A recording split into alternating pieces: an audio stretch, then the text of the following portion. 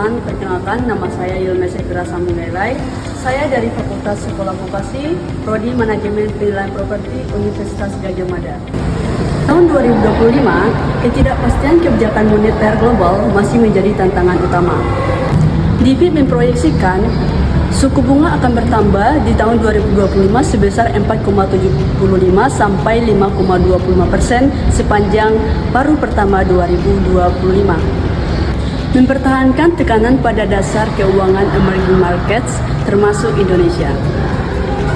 Dalam video ini, saya akan menganalisis dampak kenaikan suku bunga global terhadap arus modal dan stabilitas pasar keuangan Indonesia di tahun 2025. Terdapat 3 tren utama yang perlu diwaspadai pada tahun 2025. Yang pertama, normalisasi suku bunga global yang tidak merata. Sementara, DFID mulai melonggarkan kebijakan di paruh kedua 2025. Bank Sentral Eropa dan Inggris masih mempertahankan sikap hawkish. Divergensi ini menciptakan volatilitas arus modal yang lebih kompleks. Proyeksi INV outflow dari emerging market mencapai $75 miliar 2025. Yang kedua, tekanan pada surat utang pemerintah Indonesia.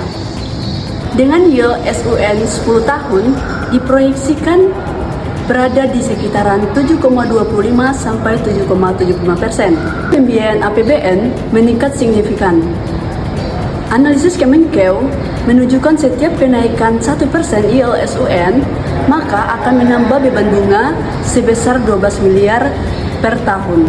Dan yang ketiga, transformasi struktur pasar keuangan domestik.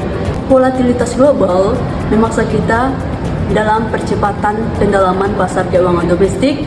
Data OJK atau Otoritas Jasa Keuangan menunjukkan aset investor retail di pasar modal tumbuh sebesar 35%. Q1 2025 mengurangi strategi ketergantungan terhadap investor asing.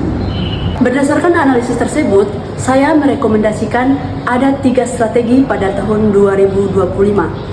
Yang pertama, yaitu memperkuat koordinasi antara Bank Indonesia, Otoritas Jasa Keuangan, dan Kemenkeu. Melalui real-time Financial Stability Monitoring, sistem yang akan diluncurkan pada bulan Maret 2025. Yang kedua, melalui akselerasi penerbitan Greened Bonds dan Sustainable Bonds untuk menarik investor institusional global yang lebih stabil dalam waktu jangka panjang. Dan yang ketiga, optimalisasi instrumen lindung nilai bagi korporasi, market yang lebih komprehensif, dan investor domestik melalui pengembangan derivatives. Dengan langkah-langkah ini, Indonesia tidak hanya bisa bertahan, tetapi bisa memanfaatkan volatilitas global untuk memperkuat ketahanan pasar keuangan di tahun 2025. Sekian dari saya, terima kasih dan sampai jumpa.